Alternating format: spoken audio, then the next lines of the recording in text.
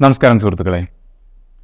ഞാൻ ഈ വീഡിയോ ചെയ്യുന്നതിനുള്ള കാരണമെന്ന് പറയുന്നത്, ഈ അടുത്ത ദിവസങ്ങളിൽ ഹിസ്ബുള്ള നേതാവ് നസറുള്ള ആ, ഇസ്രായേലിൻ്റെ ആക്രമണത്തിൽ കൊലപ്പെടാവുന്ന ഒരു സാഹചര്യം ഉണ്ടായി.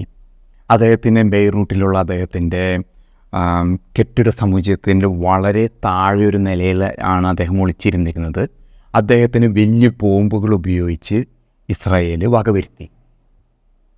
ഞാൻ പറയാൻ ഉദ്ദേശിക്കുന്ന വിഷയം, അദ്ദേഹം വലിയൊരു ഇസ്ലാമിക തീവ്രവാദത്തിൻ്റെ ലോകത്തിലെ ഏറ്റവും വലിയൊരു പ്രതീകമാണ് നസറുള്ള. അദ്ദേഹത്തിന് വകവരുത്തുന്നത് വഴി ലോകത്തിൽ തന്നെ വലിയൊരു മധ്യപൂർവ്വ ഏഷ്യയിലും ലോകത്തിൽ തന്നെ വലിയൊരു സമാധാനം വരുന്നതിനും സമാധാന കാംക്ഷികൾക്കൊരു നല്ല വാർത്തയാണ്. ഒരു മനുഷ്യൻ മരിക്കുന്നതിൽ നമ്മൾ ഒരിക്കലും സന്തോഷിക്കുന്നില്ല. എന്നിരുന്നാലും ഇദ്ദേഹം ചെയ്തിട്ടുള്ള ക്രൂര കൃത്യങ്ങൾ, ഒരു മതത്തിൻ്റെ പേരിൽ ഇദ്ദേഹം ചെയ്തു കൂട്ടിയ തീവ്രവാദ പ്രവർത്തനങ്ങൾ എന്ന് പറഞ്ഞത് അത്രയും ക്രൂരമാണ്. എന്നാൽ അദ്ദേഹം കൊന്നത് മുഴുവനും അതേ മതത്തിൽപ്പെട്ട വേറൊരു വിഭാഗത്തിലെ സുന്നി വിഭാഗത്തിനെയാണ് കൊന്നിരിക്കുന്നത്. അതിനുശേഷം മാത്രമാണ് അദ്ദേഹം ക്രിസ്ത്യാനികളെയും ജൂതന്മാരെയും കൊന്നിട്ടുള്ളത്. ഇസ്രായേലിനെ ബദ്ധശത്രുവായിട്ട് അദ്ദേഹം കരുതുമ്പോഴും അദ്ദേഹം കൊന്നത് മുഴുവനും സുന്നികളെയാണ്. കൂടുതലായിട്ടും കൊന്നത് സിറിയ, ലെബനൻ, ഇറാഖ്, ആ പ്രദേശത്തുപെട്ട സുന്നി വിഭാഗക്കാരെ ആണ് ശത്രുവായിട്ട് അദ്ദേഹം വകവരുത്തിയത്. ഞാൻ പറഞ്ഞു വരുന്നത്, ഇസ്ലാമിക തീവ്രവാദം ഏകദേശം 1400 വർഷത്തെ പഴക്കം ഇസ്ലാമിക തീവ്രവാദത്തിന് ഈ ഭൂമിയിലുണ്ട്. അത് നമ്മുടെ കൊച്ചു കേരളത്തിനെ തൊട്ട് ഞാൻ തുടങ്ങുകയാണെങ്കിൽ, നമ്മുടെ കൊച്ചു കേരളത്തിലേക്ക് ജോസഫ് മാഷിൻ്റെ കൈവെട്ടിയ സംഭവം, ആ ഒരു സംഭവത്തെ നമ്മൾ കാണുമ്പോൾ അതിന് ശേഷം പിന്നെ അവരുടെ ഒരു ഭീഷണികളുണ്ട്.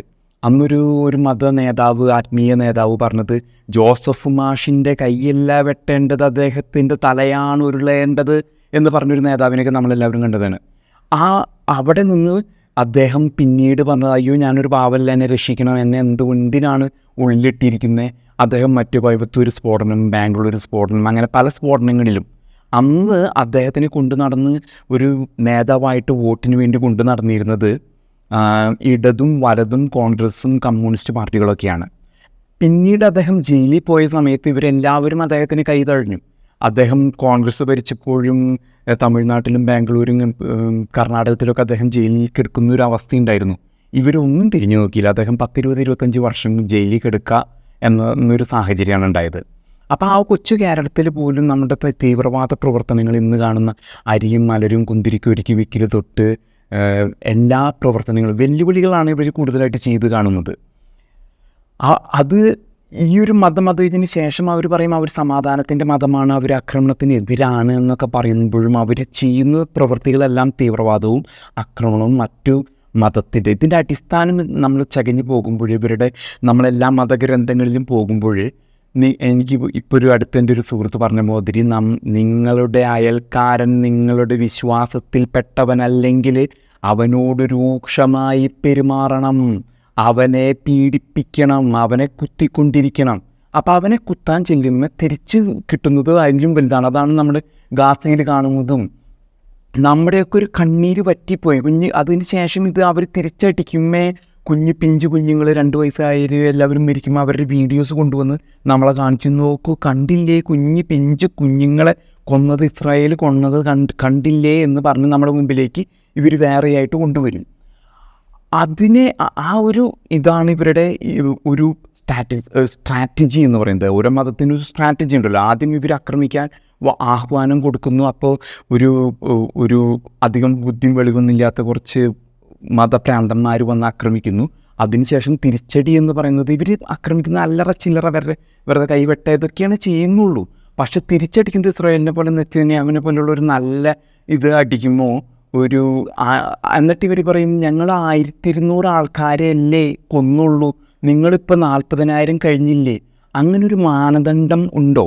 ഇപ്പം നമ്മുടെ വീടിനെ ആരെങ്കിലും ആക്രമിച്ചാൽ നമ്മൾ അങ്ങോട്ട് പോയിട്ട് കട ചേർത്ത് വരികയാണല്ലോ നമ്മൾ ചെയ്യുക. അപ്പോൾ നമ്മൾ താമസിക്കുന്ന സ്ഥലത്തിനെ ഒരാളെ ആക്രമിക്കുമ്പോൾ അങ്ങനെയാണ് നമ്മൾ ചെയ്യുക. നമ്മൾ പിന്നീട് ഇസ്ലാമിക തീവ്രവാദത്തിൻ്റെ ചരിത്രത്തിലേക്ക് പോകുമ്പോൾ, ഇവർ കാശ്മീരാണോ, ഒസാമ ബിൻ ലാദൻ അഫ്ഗാനിസ്ഥാനിൽ പോയിരുന്ന് ആക്രമണം നടത്തുന്നു. ഇത് ഇത്ര നാളും ഇങ്ങനെ നമ്മുടെ നാട്ടിലും ഇന്ത്യയിലും എല്ലായിടത്തും നടന്നുകൊണ്ടിരിക്കുകയായിരുന്നു. ഇതിനുള്ള പ്രതിവിധി എന്താണ്? പ്രതിവിധി എന്ന് പറയുന്നത് താടിയുള്ള അപ്പനെ പേടിയുണ്ട്. മോഡി വന്നതിന് ശേഷം നമ്മളിതുപോലെയുള്ള തീവ്രവാദ പ്രവർത്തനമൊന്നും നമ്മുടെ ഈ കൊച്ചു കേരളത്തിലും ഇന്ത്യയിലും കാണുന്നില്ല അധികം. കാരണം അവർ ഭയന്നിരിക്കുകയാണ്, അവർക്ക് അതിനുള്ള ധൈര്യമില്ല. അപ്പോൾ അത് തന്നെ നമ്മളെ സൂചിപ്പിക്കുന്നത് ഇവരെ മദ്രസകളിൽ നിന്നും പറഞ്ഞു കൊടുക്കുന്നത് പ്രകാരം ഇവർ പോയി ആക്രമിക്കുന്നു.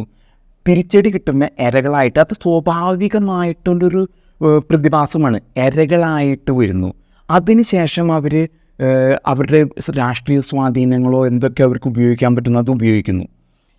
അങ്ങനെ ഒരു തീവ്രവാദത്തിന് അറുതി വന്നിരിക്കുന്ന ഒരു സാഹചര്യമാണ് ഇപ്പോൾ ഉള്ളത്. അതിനുവേണ്ടി പ്രവർത്തിച്ചൊരു ഇപ്പോൾ മോഡി ആയാലും ബെഞ്ചമിൻ നെതന്യാഹു ആയാലും ഇനിയിപ്പോൾ അടുത്ത ഇലക്ഷന് ട്രംപ് വരണമെങ്കിലും ഈ ഒരു സമാധാനം ഭൂമിയിൽ വരുന്ന ഒരു സാഹചര്യമാണ് നമ്മൾ കാണുന്നത്. ഇനിയിപ്പോൾ ഈ ഒരു അച്ചുതണ്ട് എന്ന് പറയുന്നത് ഇപ്പോൾ അമേരിക്ക, ഇന്ത്യ, ഇസ്രായേൽ അച്ചുതണ്ടിൽ നിന്ന് ഇവർ പറയാണ് ഞങ്ങൾക്ക് വേറെ സംരക്ഷണത്തിന് വേണ്ടി ഞങ്ങൾ ചൈനയിലേക്ക് പോകുമെന്ന് പറയാണ്. ഇവർക്ക് അതിർത്തികളില്ല, ഈ തീവ്രവാദത്തിന് ഇവർക്ക് അതിർത്തികളില്ല. ഇപ്പോൾ ചൈനയിൽ ചെന്നാൽ സി ജിൻപിങ് എന്ന് പറഞ്ഞ നേതാവാണ് അവിടെ ഇരിക്കുന്നത്. അപ്പോൾ അവരുടെ ഒരു വടക്ക് ഭാഗത്ത് ഒരു പാകിസ്ഥാനുമായിട്ടുള്ള ഒരു അതിർത്തിയിൽ ഉയ്ഗർ മുസ്ലിം എന്ന് പറഞ്ഞൊരു വിഭാഗമുണ്ട്. ദയനീയമാണ് അവരുടെ അവസ്ഥ. ഈ ചൈനയുടെ പ്രത്യേകത എന്ന് പറഞ്ഞാൽ അവർ ഒരു തൊഴിൽ ക്യാമ്പിൽ കൊണ്ടുവന്നാക്കും. തൊഴിലാണ് അവിടെ ഒരു 20-22 മണിക്കൂർ ഒരു ദിവസം പണിയെടുക്കുക, അത്ര ചെയ്യിപ്പിക്കുള്ളൂ. ഒരു 10-22 മണിക്കൂറും ജോലി ചെയ്യിപ്പിക്കുക, കഠിനമായ ജോലികൾ, തൊഴിൽ ഇത് ചെയ്യുക. അതിനുശേഷം 2-3-4 മണിക്കൂർ ഉറങ്ങാൻ കൊടുക്കുക, ആവശ്യത്തിനുള്ള ഭക്ഷണം കൊടുക്കുക. അച്ചടക്കം, അത് സി ജിൻപിങ്ങാണ് ഈ അതൊക്കെ ഒരു അച്ചടക്കം പഠിപ്പിക്കുന്നതിന് വേണ്ടിയുള്ള മാർഗങ്ങളാണ് ഈ സി ജിൻപിങ്ങിനെ പോലെയുള്ളവർ ചെയ്യുന്ന ഇതുകൾ. ഇനി ഇപ്പുറത്ത് വന്നിട്ട് പുടിൻ്റെ സഹായം നേടാമെന്നിരിക്കും. അവർക്ക് രാഷ്ട്രീയമായിട്ട് ഇവർ ഉപയോഗിക്കും. രാഷ്ട്രീയമായിട്ട് അവരുടെ നിലനിൽപ്പിന് വേണ്ടിയിട്ട് ഈ തീവ്രവാദത്തെ അവർ പ്രോത്സാഹിപ്പിക്കും. കാരണം അവരുടെ അതിർത്തികൾ സംരക്ഷിക്കുന്നതിന് വേണ്ടിയിട്ടും. എന്നാൽ ഇവർ അച്ചടക്കം പഠിപ്പിക്കുന്നതിന് വേണ്ടി ഈ സി ജിൻപിങ്ങിനെ പോലെയുള്ളവർ എന്താ ചെയ്യുന്നതിന് എന്ന് കാണണമെങ്കിൽ നമ്മൾ വടക്കൻ ചൈനയിലെ ഉയ്ഗർ മുസ്ലിംസിൻ്റെ കഥ കേൾക്കണം, വളരെ ഭംഗിയായിട്ട് കേൾക്കണം.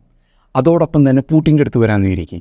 പുടിൻ എന്ന വ്യക്തിക്ക് അത്രയൊന്നും അധികം നോക്കില്ല അദ്ദേഹം ഈ പറഞ്ഞ ഇതിലുള്ള തീവ്രവാദമോ എന്തെങ്കിലും അവിടെ സംഭവിക്കണമെങ്കിൽ ആകെ വളരെ ഇതായിട്ടാണ് അവർ ഇത് ചെയ്യുന്നത്. ഈ പറഞ്ഞ സി ജിൻപിങ്ങിൻ്റെ വേറൊരു പതിപ്പാണ് പുടിൻ. ഇവർക്കൊന്നും ജനാധിപത്യമൊന്നും അവരുടെ വിഷയമില്ല, ആരും അവരോട് ചോദിക്കാനൊന്നുമില്ല. അപ്പോൾ അവിടെയൊന്നും പോയിട്ട് ഇത്തരത്തിലുള്ള കളികൾക്ക് ഈ വക വിശുദ്ധ യുദ്ധക്കാർ പോവാറില്ല. കാരണം അവരുടെ ഒരു രാഷ്ട്രീയ ആവശ്യത്തിന് വേണ്ടി ഇവർ ഉപയോഗിക്കും. പക്ഷേ ഇവർക്ക് ചെയ്യാൻ പറ്റുന്ന കാര്യങ്ങൾ ഇവർ യൂറോപ്പിലോ അമേരിക്കയിലോ ഇന്ത്യയിലോ ഇത്ര നാൾ ചെയ്തിരുന്നു. പക്ഷേ അതിനിപ്പോൾ ഇമ്മാനുവൽ മാക്രോൺ പോലെയുള്ള ഫ്രഞ്ച് പ്രസിഡൻറ്റ് ഒരു പ്രൊഫസർ അവിടെ കഴുത്ത് വെട്ടി കൊലപ്പെടുത്തിയതിന് ശേഷം അദ്ദേഹം 250 ആൾക്കാരെ പുറത്താക്കി. ഇന്ന് ഈ നസറുള്ളയുടെ നസറുള്ളയുടെ ഉന്മൂലനത്തിന് ശേഷം നമ്മൾ നോക്കിക്കാണുമ്പോൾ വലിയൊരു സമാധാനത്തിൻ്റെ ഒരു മാർഗമാണ് തുറന്നു വരുന്നത്.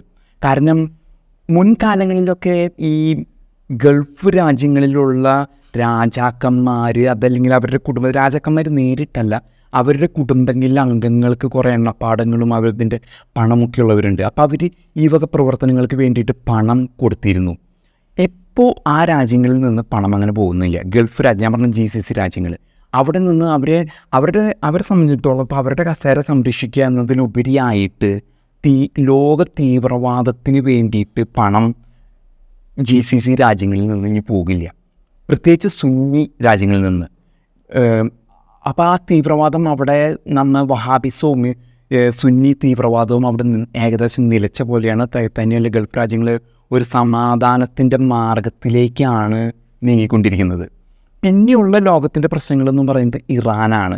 പക്ഷേ ഇറാന് പേടിച്ച് പോയിരിക്കുകയാണ്, ഒരു രക്ഷയില്ല. ഇനിയിപ്പോൾ ഇറാനെ സംബന്ധിച്ചിടത്തോളം അവർ ഷിയ ആണെങ്കിൽ പോലും സുന്നി തീവ്രവാദത്തിനെ അവർ സംരക്ഷിച്ച് പോറ്റി തലയോടി പോന്നിരുന്നു.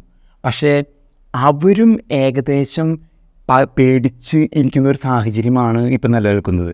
അപ്പം നമ്മൾ മുന്നോട്ട് പോകുമ്പോൾ നമുക്ക് വളരെ ഒരു പ്രത്യാശ നൽകുന്ന ഒരു സാഹചര്യം നിലനിൽക്കുന്നുണ്ട്. കാരണം ലോകത്തിൽ നിന്നും ഈ ബെഞ്ചമിൻ നെതന്യാഹു എന്ന വ്യക്തി ഇന്ന് ചെയ്യുന്ന കർമ്മം മൂലം ഒരു സമാധാനം നിലനിൽക്കുന്ന ഒരു സാഹചര്യത്തിലേക്കാണ് നമ്മൾ മുന്നോട്ട് പോകുന്നത്.